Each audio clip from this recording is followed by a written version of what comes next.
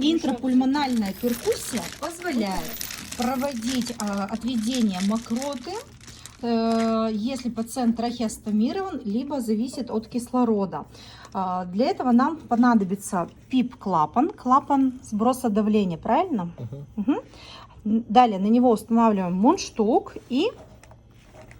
Максим, продемонстрируй нам, пожалуйста. Также запускается. Угу. Ну, это на человеке, конечно, лучше показывать. Дышит через мундштук.